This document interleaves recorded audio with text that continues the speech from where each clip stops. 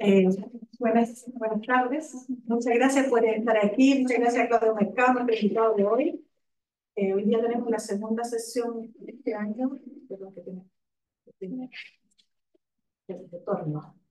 La segunda sesión de este año del Laboratorio de Historias eh, Interculturales, ya que realizamos en conjunto con el Instituto de Historia y el Centro de Estudios Interculturales e Indígenas.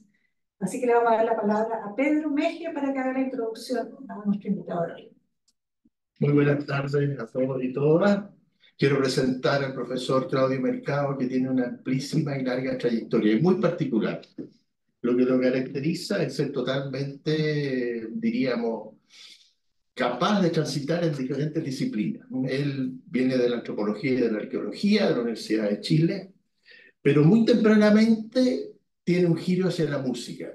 Él es investigador del Museo Chileno de Arte Precolombino y ahí con otros personajes fue desarrollando el aspecto musical y se fue introduciendo de manera muy íntima en lo que son las tradiciones musicales, principalmente bailes de chinos inicialmente y también en el mundo aymara, quechua aymara del norte. La característica de él es que él participa de manera activa en los bailes. Él es danzarín, lo que evidentemente lo posiciona como un etnógrafo que tiene la autoridad como para poder hablar de las cosas que nos va a transmitir.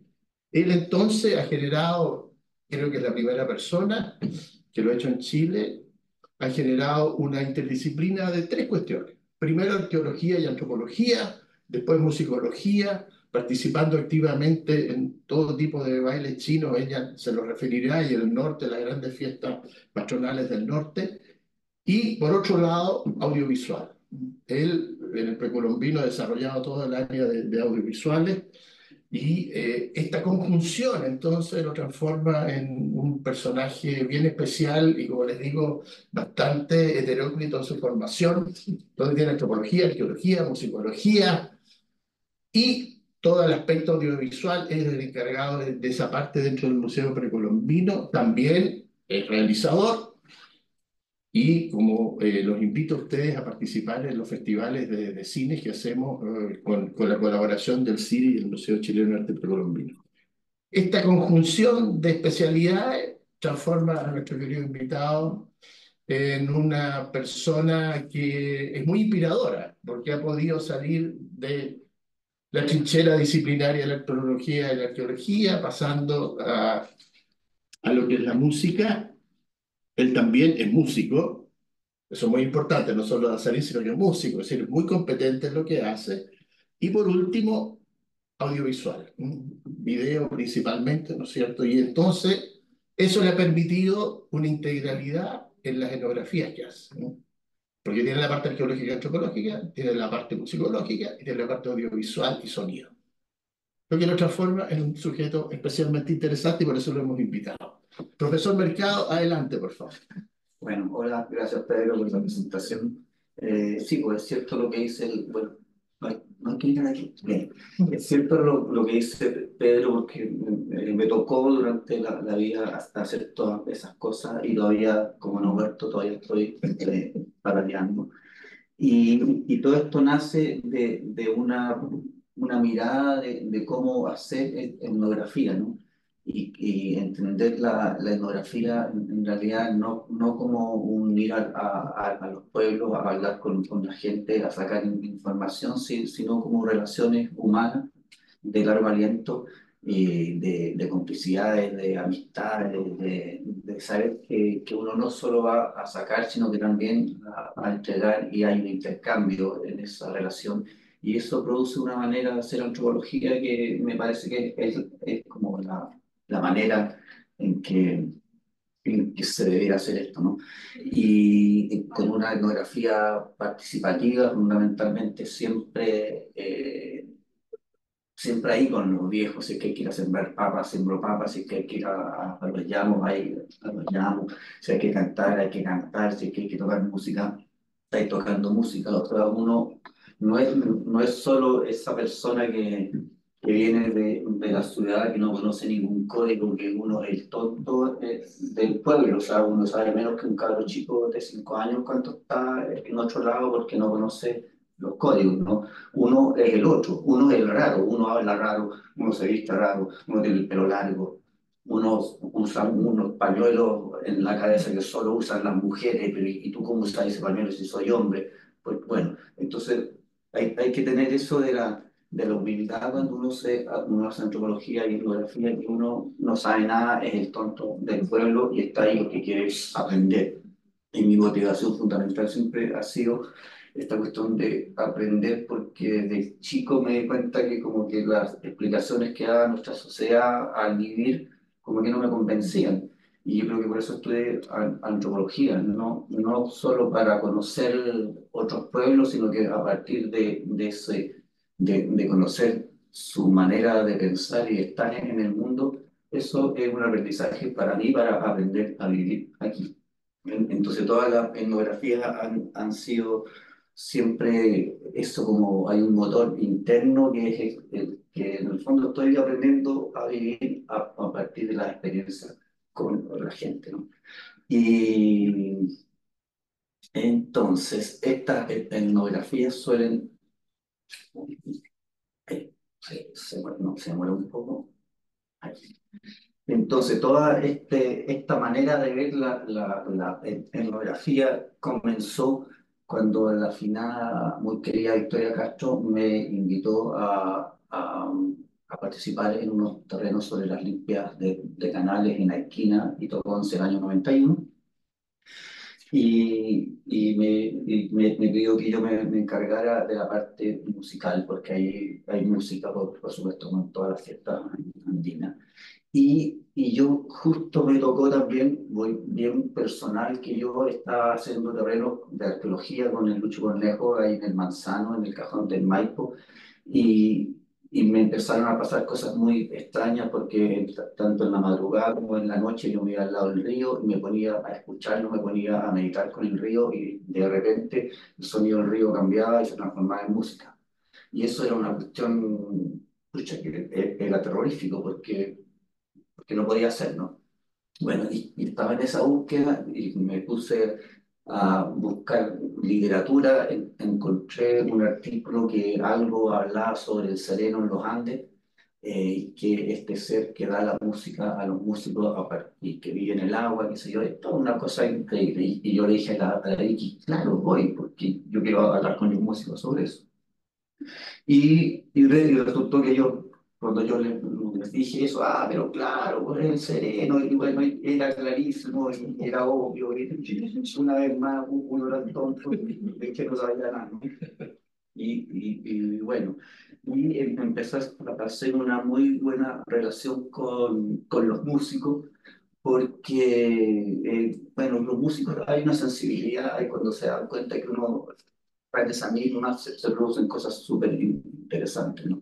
Y entonces, después de ese terreno, empecé yo a ir solo, fui a los carnavales, a Iquina y Toconce, y a Muertos, a Todos Santos, al día de los finados, a los floramentos, qué sé yo. Y ahí, en carnaval y en floramentos, se cantan coplas con una caja, ¿no? Y yo, pucha, a la media hora ya me había aprendido las melodías y las coplas que cantaban, qué sé yo, y entonces empecé a participar con ellos. Y ahí es cuando uno, en realidad, se rompe esa cuestión de que uno viene del otro lado, estáis participando activamente con ellos, de repente fue porque estos carnaval eran 4 días con sus noches en que la música no tenía que dejar de sonar, de repente eran las 3, 4 de la mañana de una noche, y ya los viejos todos cayendo porque el alcohol es parte integral de la fiesta, y me pasaban la caja y yo seguía. O ya quedaban 3 cantando y yo también era uno de los que cantaba con ellos. Entonces eso crea una relación eh, fantástica y completamente distinta, porque en realidad eres útil, porque no se puede dejar de cantar y hay uno más que canta. Da lo mismo que sea ruso, pero hay uno más que canta, hay una voz más. Entonces, y eso te permitió esa intimidad con ellos, y les quiero mostrar, por ejemplo, lo que pasaba en Haití era súper interesante, porque me decían, pucha, no filmé, saca fotos nomás, porque a los más viejos todavía les da susto que le rodee el alma con la filmación. Cosa que estamos en el 92, esto fue entre el 91 y el 99, yo anduve mucho por ahí. Y entonces sacaba fotos, pero no filmaba. Y en Toconce no les pasaba eso. Y ahí yo podía filmar. ¿Ya? Y entonces hay, por ejemplo, esta filmación de Don Delfín, Berna.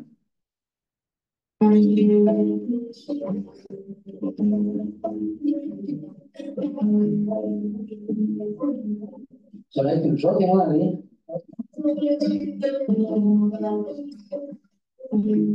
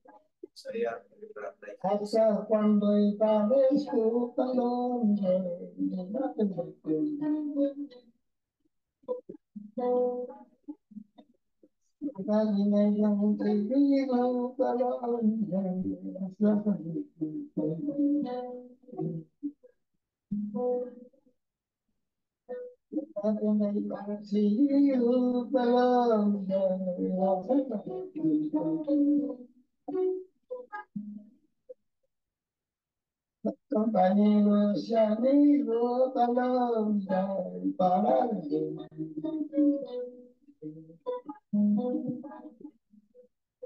compañeros y amigos, para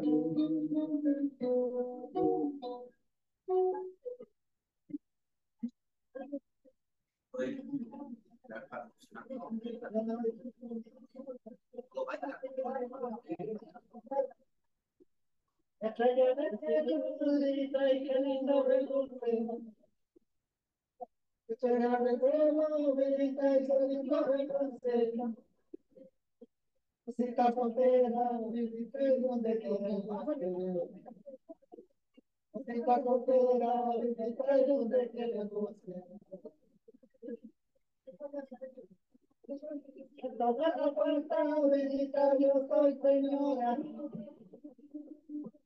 señora,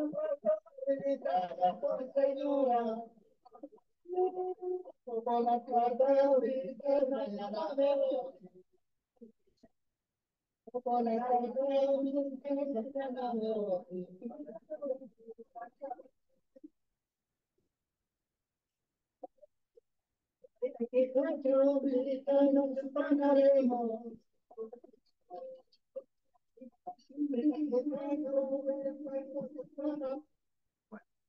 por ahí. Y entonces lo que pasó ahí fue que esa amistad que fui haciendo con los viejos fue cada vez mayor porque iba 2 veces para el año a Aiquina, sobre todo en Aiquina y Toconce. Y entonces con la Vicky hizo ese libro, la música para el nacimiento del agua, y yo hice el cassette, el cassette. En esa época yo andaba entre el 91 y el 99 con una grabadora chiquitita, de esas como para grabar de los periodistas antiguos para las entrevistas, ¿no? Y ahí se graba todo. Y la escuchaba con los mismos viejos al tiro y se producía eso entonces luego fui a Carnaval un par de años como árbitro. Pero ¿cómo llegó allá? No se ve aquí.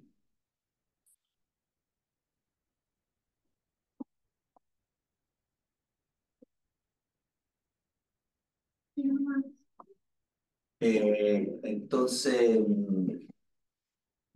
bueno, empecé a ir a las otras fiestas y hicimos este libro sobre carnaval en Aiquina, que también tiene su casete.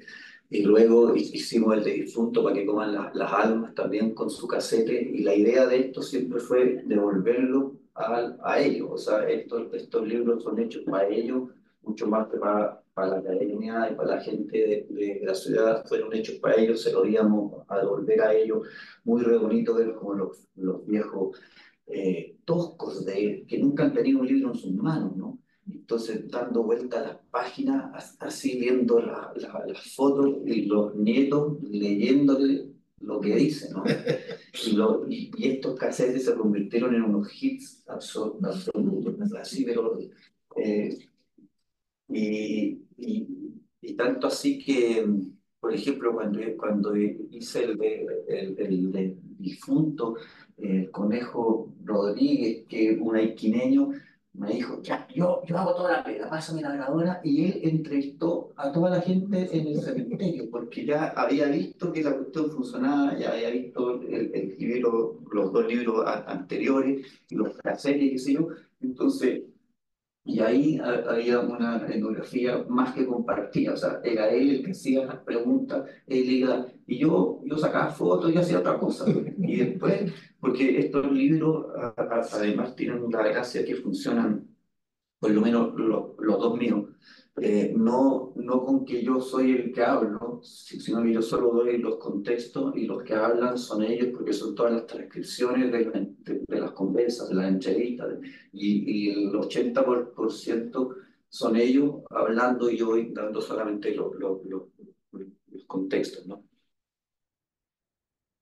Eh,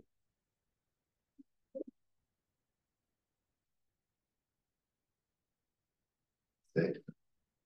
Estamos con problemas técnicos, no cambia la página. Deja de competir. Sí, lo que se demora un poco, dicho así, no, porque no parece. No, pues nada. Ahora, excelente. Ya, y en esta cuestión de la devolución, eh, eh, a mí como que se me hizo como una obsesión, que yo para quien trabajo, yo trabajo más para los viejos que para la ciudad. Y pasó que, bueno, pues, conocí a don Eugenio Chayapa, a Aymara de Chuyuncane, ahí en Cariquima, y nos invitó con José Pérez de Arce a registrar en video y en audio el carnaval en Cariquima del año 94. ¿Ya? Y bueno, fuimos súper bien y algo sorprendente fue que para mí es obvio, pero que parece que es muy raro que yo le mandé por correo todos los VHS a don Eugenio, con todo lo que había filmado, no una cosita corta, sino que toda la filmación. Yo quedo tan maravillado, porque nunca le había pasado, que toda la gente que había pasado por ahí, que había sacado fotos, porque había hecho algo, nunca le había mandado nada. Y es algo que yo lo he visto, o sea, que me lo han dicho en todos los pueblos cuando uno va. Ah, sí, sí, por aquí pasó alguien que te parece que era antropólogo y sacaba fotos y me dijo que me iba a mandar, nunca me mandó nada. Y estamos hablando de en el año 90, las fotos y los videos eran una cuestión súper escasa y preciada. En las casas de los viejos había una foto de alguien que era como una reliquia porque había una foto, ¿no? Bueno, y al hacer eso, ahí con don Eugenio se abrieron todas las puertas y después hizo un floreo varios años, 10 años después, y nos invitó porque era específicamente porque él se da cuenta que se estaban acabando la, se estaba perdiendo el orden de los cantos de floreo. En floreo hay cantos para la llama chica, para la llama delantera, para la alpaca, para la llama hembra, para la llama macho, qué sé yo. Y él iba a hacer la secuencia completa y quería que la filmara. Pero eso era solamente porque yo le había entregado todos los materiales antes. Y entonces cuando llegué ahí, cuando llegamos con el José y se juntó la familia y toda la gente que iba a estar ahí, él especialmente le dijo a todos los que estaban ahí, este es Cauchito, el amigo mío muy querido, Cauchito me decía, ya murió Don Eugenio, ese no es Don Eugenio. Y, y él es como mi hijo, así que va a estar con su cámara a filmar todo. O sea, que nadie lo moleste, tiene total libertad. Y eso te da una posibilidad de una intimidad que es fantástica. Y voy a mostrar aquí un pedacito de enseguida a las 3 de la mañana. Este ritual comenzó como a las 6 de la tarde y entonces ya los ánimos están encendidos y suceden cosas como esta.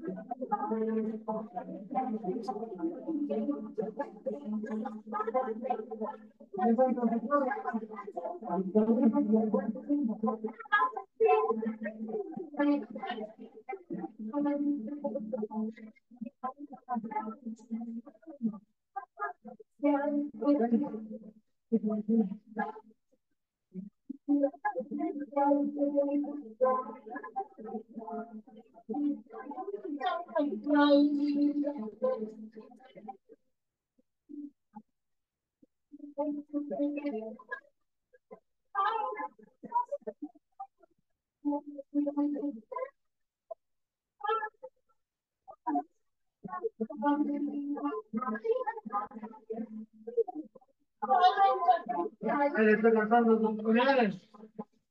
con maquinaria. Puede haber, tienen máquinas pesadas, camiones, todo.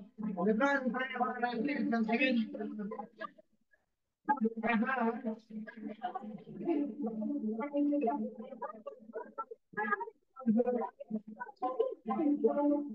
Porque no la tiene, ponerle Santiago. Bueno, ahí yo estoy mostrando pedacitos, pero de ese floreo hay 15 cintas de 90 minutos, no sé cuántas horas, es todo. Luego me tocó hacer ahí en 7 comunidades atacameñas en el 99, un taller porque estaba en Campana y de repente me mostraron un video que había hecho un profesor, que había filmado un profesor sobre la limpia canal y lo habían editado en Calama y lo habían mandado a editar donde la gente que filma matrimonio, entonces estaba el video y la música que le habían puesto era Los Vasos Quincheros, era folclore, ¿ah? Porque el diario que editó dijo, yo le dije, están locos, esta cuestión, hagamos una, y ustedes mismos hacen, qué sé yo. Y entonces fueron 7 pueblos y fueron 14 personas y ahí también pasaron cosas interesantísimas. Hicimos el proyecto con la Fundación Andes, pero el proyecto lo hicieron ellos, esa, era por ellos y yo con Gerardo Silva fuimos como su asistente y los profes y compramos los equipos y los equipos quedaron allá y fue un proyecto fantástico que lo único que le faltó fue continuidad porque durante un año hicieron videos, qué sé yo, pero después ya se nos olvidó cómo se editaba y como la Fundación Andes justo se acabó, no hubo una segunda posibilidad, ¿no? Y ahí también fue cuando yo me di cuenta, esto me lo voy a soltar porque vamos, me di cuenta que era muy difícil hacer una etnografía profunda allá porque era muy lejos, era muy caro, podía ir de repente, nomás te iba a ir por un mes y después te iba a ir nuevamente por otro mes, pero eran 2 meses al año. Y entonces, y yo ya estaba enganchado con los bailes chinos de la Concagua, que es una tradición ritual sonora de los campesinos y pescadores de una profundidad y de una densidad asombrosa y es un sonido que viene de las flautas que se han encontrado en la prehistoria, en la cultura Aconcagua. Estas flautas ya están con este mismo sonido. Las flautas que se encuentran son de piedra, pero el sonido exactamente el mismo. Las de madera se pudren, entonces no aparecen, pero es un sonido que tiene una estética completamente particular y que es propia de los Andes. Este sonido aparece por primera vez en la cultura paraca hace 3.000 años en el sur del Perú, y aquí se mantiene. Y para que vean de qué estoy hablando, les voy a mostrar este pequeño videito, el tipo de videito.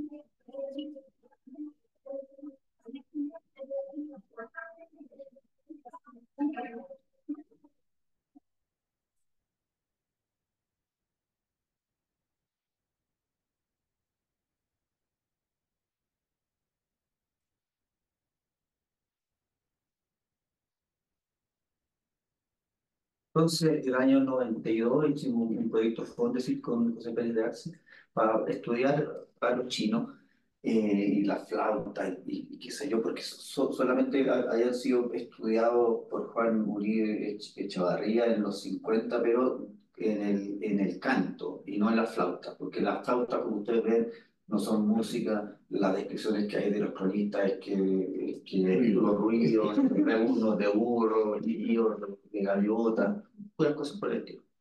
Y bueno, entonces, mi tema central en esa investigación era que yo suponía que se producían estados modificados de conciencia por el estar chiñando así, ¿no?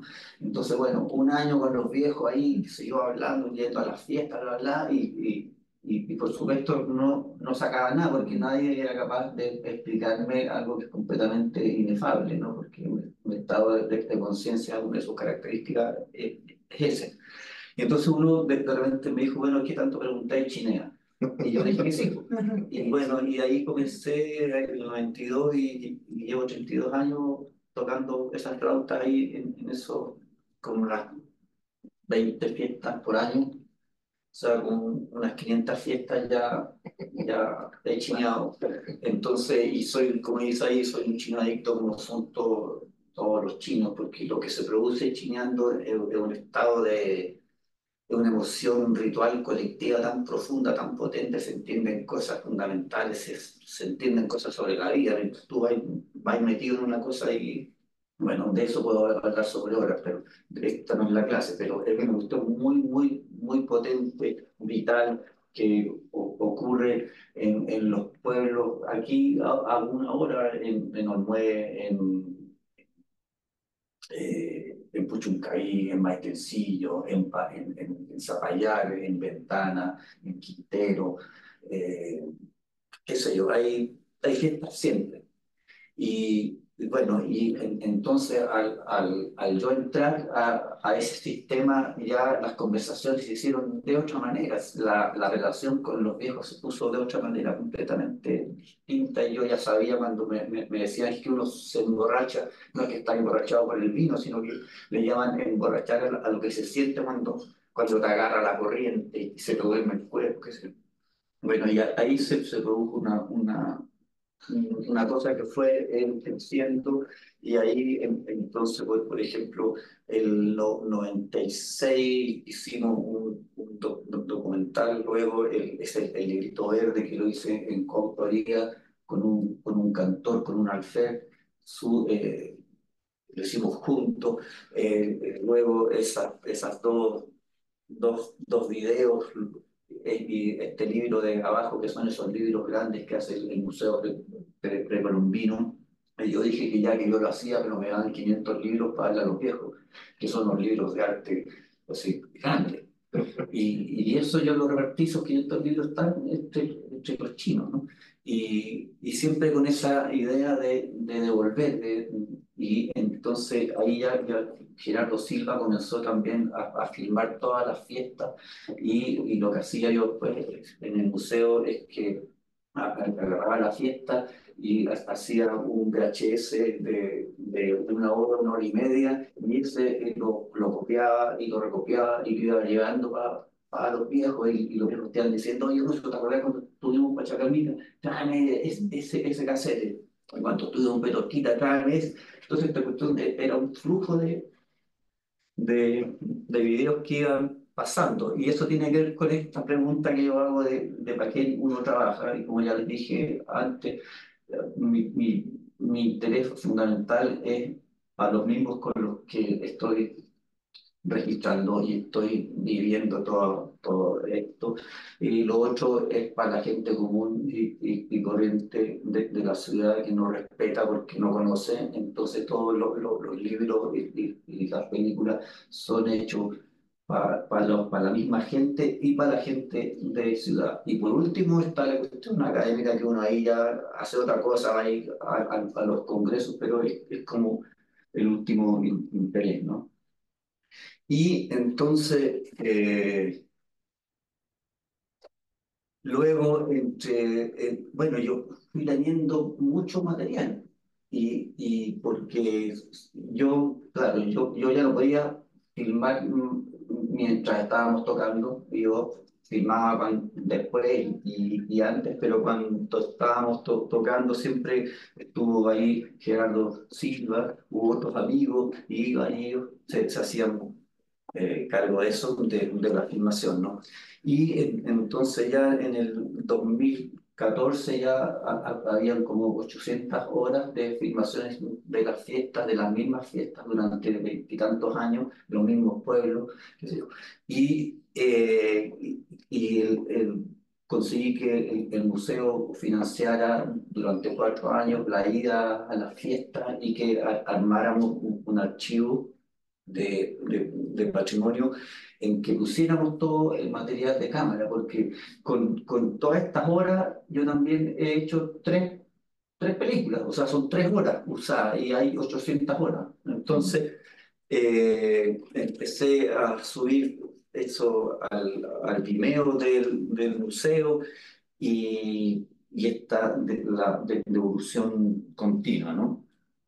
Y vino la pandemia. Y cuando vino la pandemia, de repente venía mayo, y en mayo comienza la Cruz de Mayo, y comienza el calendario serio en que todos los domingos hay fiesta.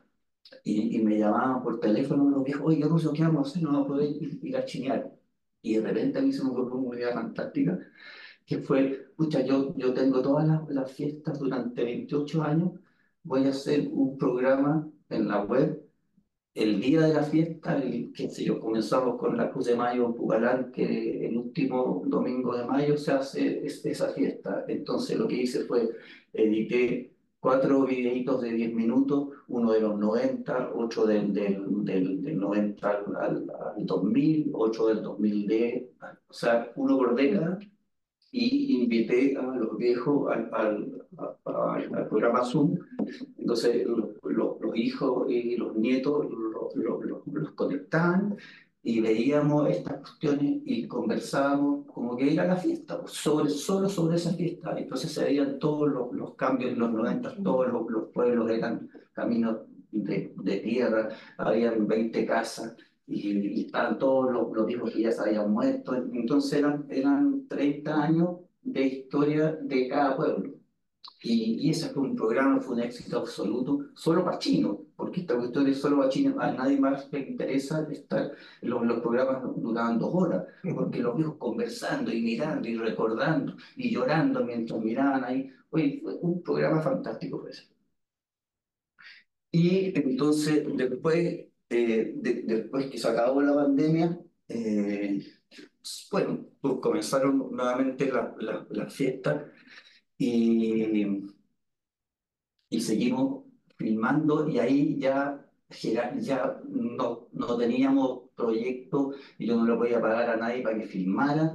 El Gerardo estaba medio enfermo del brazo, no me acuerdo, no podía filmar y yo empecé a pasarle la cámara a hijas de chinos y me encontré con 2 caras que filmaban fantástico y de repente llegó la Karen Gaete, que es esposa de un chino, y, y se la pasé a ella y le hice una clase de 5 minutos, de 10 minutos sobre cómo filmar y ella es una filmadora fantástica, maravillosa, que agarra y con un plano, o sea, con una filmación, un plano secuencia de 40 minutos, de 30 minutos sin parar.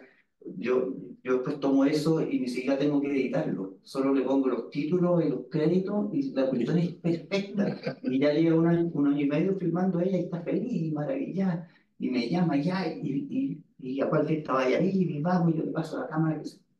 Por una cuestión, bueno, y entonces, en el sitio YouTube del museo, lo que está pasando es que ya hay 165 videos.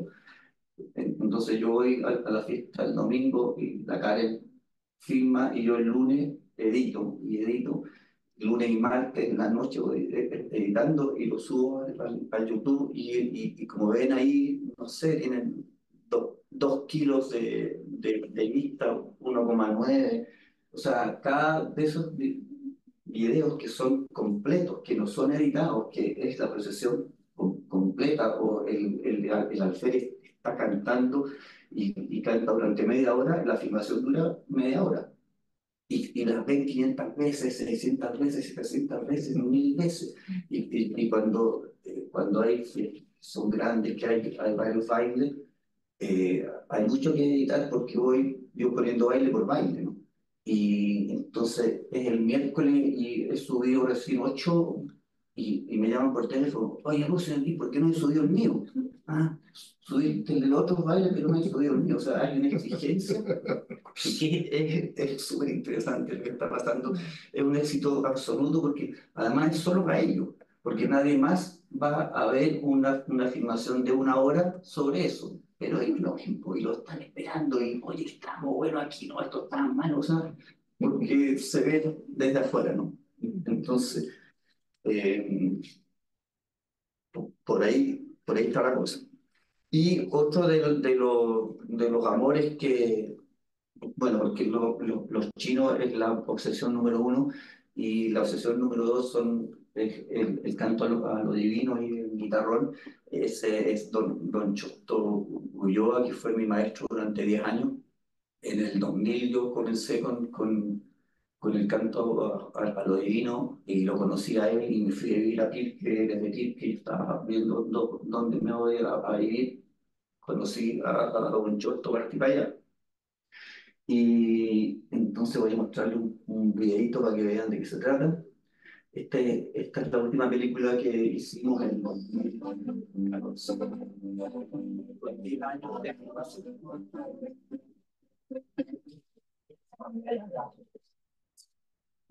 Y ahí nadie hacía decir que salió y se fue para afuera. Y de nuevo le decían que no muero. ¿Me explico? Que a nadie le quepa duda, don Francisco Gacitúa.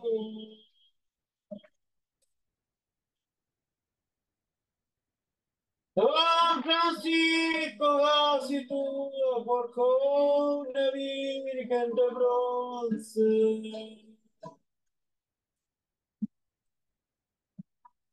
sábado tengo plata y el domingo me la como. La dueña de la chingada de una india cabezona, perra, taqui chascona que la llamaban de rancho. Relaciones mutuales, ese porque el personaje estaba soñando y en los sueños que hacía se le veía cosas, pues. Que era una zona totalmente campesina, rural, profundo, no, no había iluminación eléctrica, no había nada. Me acontece los que no saben querer.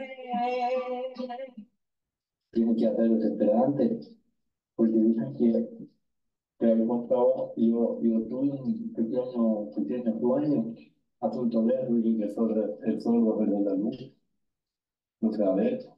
Mi vida vinieron acá sus palabras y vida poner la virgencita, mi vida para que las puertas se abran, mi vida no es así, cuida querida.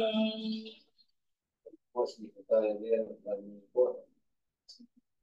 hoy estaré conversando ahora, mañana puedo estar aquí en un cajón. Mira, vámonos, vámonos para principal. Todas yo y te recuerdas dejado.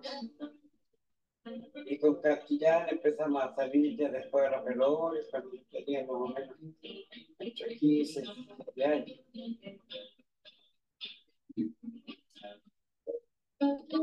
Levanta la luna, hasta la voz y pan bendito.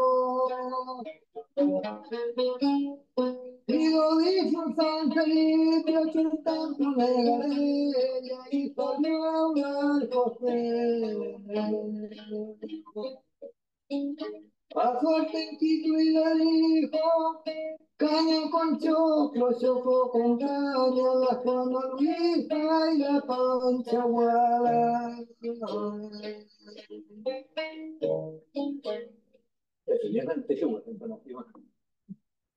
Bueno, entonces, él fue mi maestro durante 10 años y me metí también, así como me metí en los chinos también, aprendí el guitarrón, los versos, tengo la cabeza llena de esos versos que ellos cantan por el Antiguo Testamento, sobre todo, que es lo que más me interesa. Entonces, no sé, uno tiene, cada verso son 40 líneas, no sé, yo debo tener unas 1600 líneas de versos en la cabeza, entonces, si tú comienzas a cantar por Sansón, todos tenemos que cantar por Sansón, y uno en un minuto tiene, ¿dónde está mi verso por Sansón? Si empezaste por San Juan, mi verso por San Juan, si empezaste por, no sé, por Moisés, o por Moisés cuando cruza las aguas, o las tablas de la ley, son todos súper. Entonces uno tiene que tener en la casa todos esos versos y traerlos cuando tocan. Es una locura. Bueno, pero para eso yo fui también 8 años, fui el secretario de la agrupación de los guitarroneros, entonces todas las semanas todos juntos ahí, una cuestión, y los cantos nocturnos toda la noche, y bueno, y fue bueno eso también todavía, y ahí el archivo patrimonial, quizás ahí podríamos poner un pedacito de un sitio web que dejé como para mostrar. eh, Hay 300 horas que documentar profundamente, trabajar y qué sé yo, y que está todo esto en el sistema audiovisual de la biblioteca del museo, pero también bueno, cine video indígena. No, pero había otra al lado que era el archivo patrimonial cero, digamos.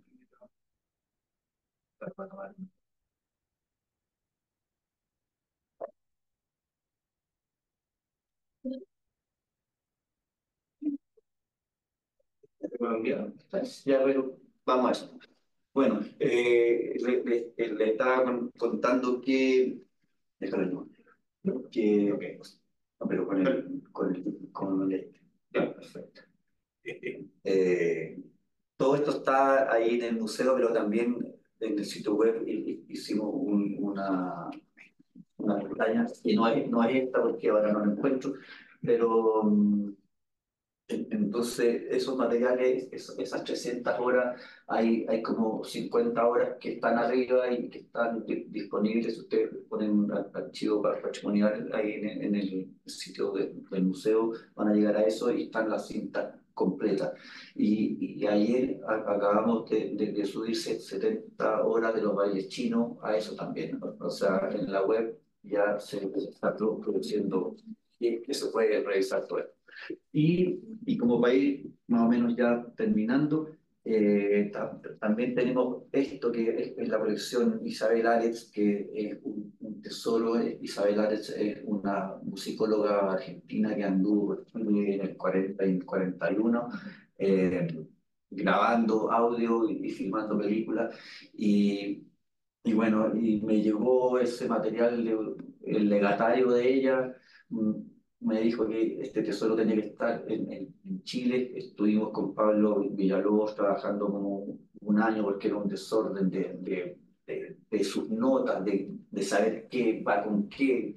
Habían carpetas con, no sé, 100 pistas de audio y había otra con unos nombres y había otra al lado en que eran las mismas pero con otros nombres y estaban sus notas y había que hacer, bueno, una locura. Bueno, lo hicimos y resultó que hay disponible en la web 126 pistas de música mapuche, desde Lonquimay en Neuquén, Lonquimay, Coyico, en Valdivia, Puerto Saavedra, qué sé yo. Y además hay como unas 15 pistas de música campesina, de cantoras, con cuecas, con tonadas. Esto es un acervo realmente maravilloso. Entonces, por ejemplo, está en los documentos, podemos ver que esta señora, hicimos tres libros, un libro que explica el viaje y qué sé yo, por donde pasa a partir de sus notas, pero esta señora, además de todas las pistas que grabó, iba transcribiendo en partitura toda la música campesina con la que se encontró. Entonces hay un cancionero del año 40 que son estos dos libros que son todos así llenos de las partituras, de las letras, de los romances, de cuecas tonadas. Es realmente un tesoro. Está esto que es las pistas de música, que son de estas 120 pistas, que uno, no sé.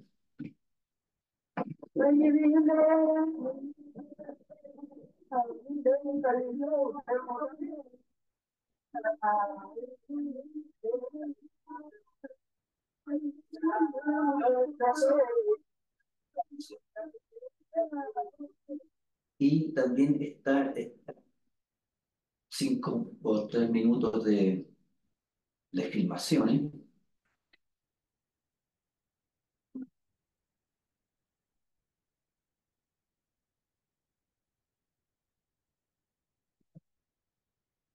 Sí.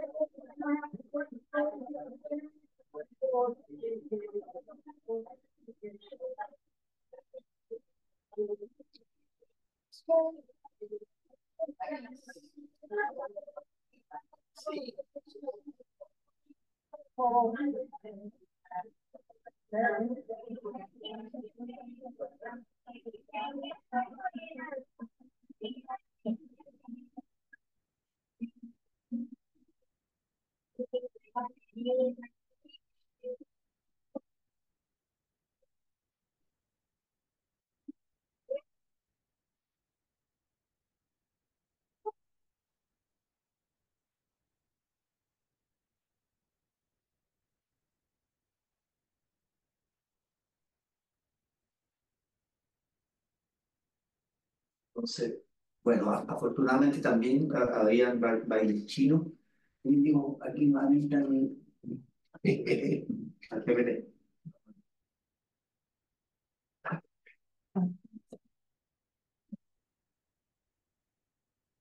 Y bueno, todo esto de la Isabel Ares, ah, aquí, ¿sí?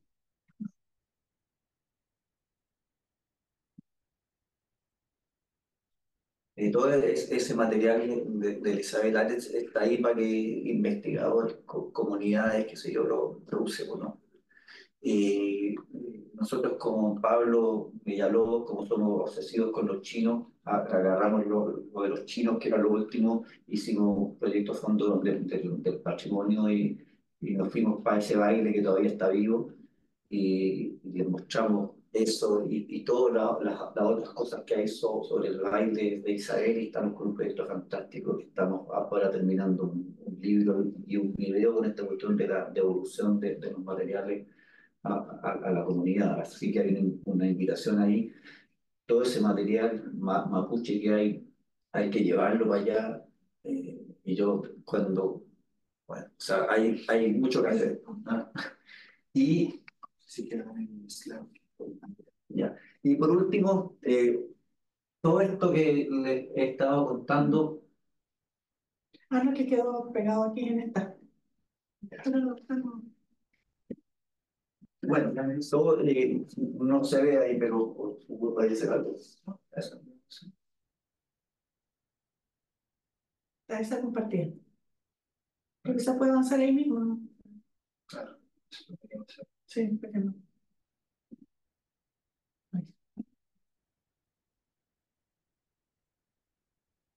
¿Esto se ve? Sí, sí, está bien. Está bien. Sí, sí. Está bien, ¿no? En ese, sí. Bien.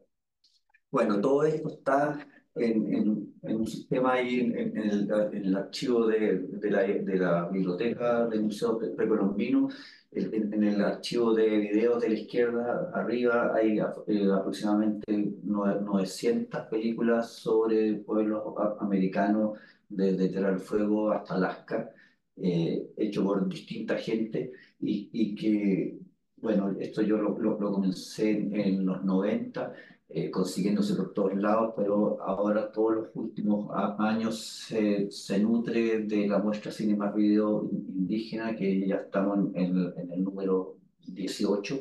Este año nos llegaron 246 videos que estamos eh, seleccionando, haciendo esa curaduría y la selección, que son como 60 o 70, entran al archivo. Entonces ahí hay un material que es fantástico, desde el año 1914 hasta el 2024 hay un material increíble.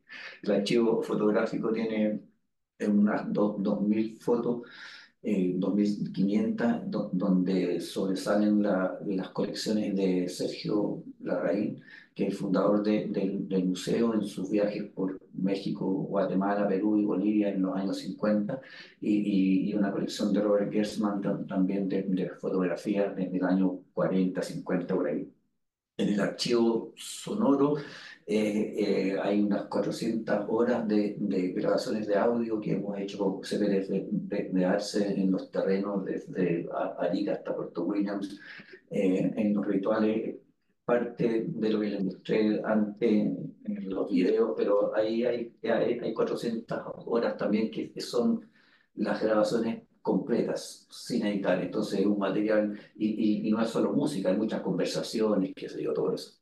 El archivo de música indígena tiene 400 discos de música étnica del mundo, de distintas casas discográficas de la UNESCO, de la Focus Records, de Smithsonian, qué sé yo. Y en el patrimonial ahí todo el material de cámara de las filmaciones, ahí hay como 800 horas actualmente, están los chinos, están los guitarroneros, está Aymara, eso que mostré, a Tacameño, y eso, o sea, hay un material increíble que estamos haciendo una aplicación para poder subir todo esto, no todo, porque no tenemos los derechos para todo, pero si es que alguien está realmente interesado, vaya para la biblioteca del museo, un centro de documentación increíble, todo lo que hay ahí, para las comunidades y para los investigadores. ¿Por ahí? Sí, buenísimo. Buenísimo. Muchas gracias, Claudio. No sé, ¿haces alguna pregunta antes de que no te la comente? Bueno, primero agradecer la presentación muy interesante. Nosotros en Historia estamos instalando el magíster de Historia Clínica y el trabajo con comunidades, por lo tanto, con comunidades y públicos amplios, por lo tanto también podría haber un espacio para investigadores que quisieran trabajar con lo que le interesa a la comunidad y después llevarle a la comunidad el trabajo que se está haciendo, porque eso tu metodología es lo tremendamente atractivo, eso de no solo ir a buscar la información, sino que llevar la información, compartirla y trabajar con las preguntas que se hace la comunidad y con las que responde el investigador. Entonces, esas posibilidades con todo este material serían fantásticas. Creo que ese tipo de conexiones podría servir mucho en el magíster de historia pública. Buenísimo. Sí, fíjate que el año pasado a mí me tocó hacer una clase a un curso de interculturalidad de la Universidad Católica de Temuco. Entonces vinieron para acá y al archivo y yo les mostré todo el material que había mapuche. Y mostré una joya que hay que me llegó ahí el año 97 de un profe que había trabajado en una comunidad y estaba casado con una lamien y él pudo filmar un Villatún en Comillahue y me llevó 4 VHS. Y habían quedado ahí, a mí se me olvidó quién me lo había dado, qué sé yo, y mostré un fragmento de eso en la clase. Y al día siguiente tengo un correo de un cabrón diciendo, escucha, me contó una amiga que tú mostraste eso, y ese es mi comunidad y es el último guillatún grande que se hizo. Oye, fue una cuestión increíble. Y yo le mandé todo y él lo llevó para la comunidad y estaba con su papá, con el abuelo y todo, así una cuestión. Así que ahí, eso, para eso yo creo que uno trabaja. Pero tiene que hacerlo, o sea, yo no puedo ir a Comillahue porque no conozco a nadie. O sea, tiene que ser la gente que está en eso. Tenemos aquí algunas preguntas. De José Antonio Román dice: muchas gracias, Claudio, y también esta iniciativa de compartir estas experiencias tan valiosas. O sea, estos son, ¿no? Al final va a ser la pregunta. Después Juan Cascardi, que dice: saludos desde La Plata, Argentina, para Claudio Mercado, quien tuvo el gusto de conocer en las muestras nacionales de video antropológico organizado por el Instituto Nacional de Antropología y Pensamiento Latinoamericano en los años 90. Y un saludo y felicitaciones para los organizadores del evento, así como los participantes, profesor de antropología. Y aquí tenemos una pregunta también, o sea, el Vicente Paladines dice: muchas gracias, profesor Mercado, por compartir su experiencia. Su trabajo es sin duda de grandísimo valor y una gran inspiración para lo que se podría dibujar como una escuela chilena de etnografía visual. Personalmente, como joven etnomusicólogo, creo que la convergencia entre la inmersión en el trabajo de campo, la captura de la dimensión audiovisual, siempre bajo solicitud, tanto de lo humano como lo sonoro, y su retribución a la comunidad es una suerte maravillosa que llegó en esta era tecnológica que además está cada vez más al alcance de todo tipo de perfiles de investigadores, con sin financiamiento institucional. La pregunta: ¿cuáles serían las iniciativas que podríamos seguir desarrollando localmente para la democratización de esta manera de hacer investigación y acción?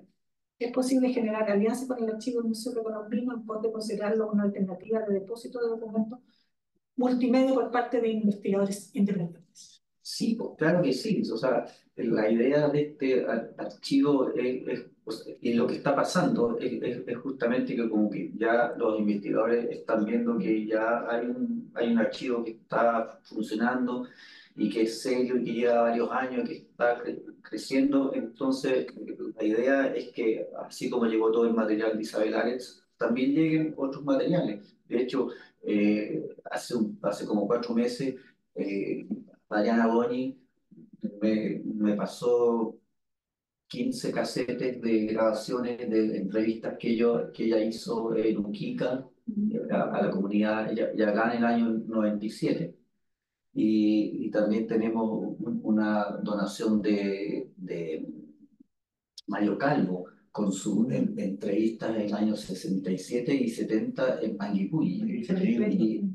Entonces o sea, es obvio que sí, esto que hemos hecho es como el núcleo, pero pucha, sería fantástico que más gente lleve su...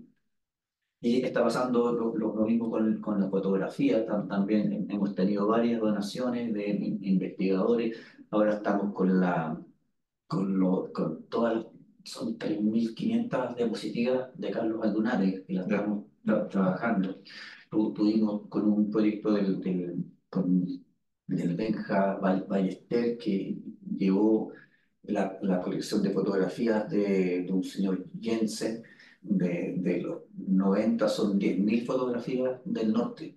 Entonces estamos creciendo y afortunadamente, porque toda esta cuestión del archivo, yo 30 años trabajando solo ahí porque soy el jefe y el goma del área inmaterial, pero ahora llegó Pablo Villalobos y ahora él es el archivero. Estamos sistematizando, estamos organizando, estamos todos subiendo a la nube. Entonces estamos ya con un proceso de resguardo, almacenamiento y orden general, porque yo soy archivero porque no me quedo otra. Yo en realidad soy el que lleva los materiales, pero era tanto más material que hay que organizar el archivo.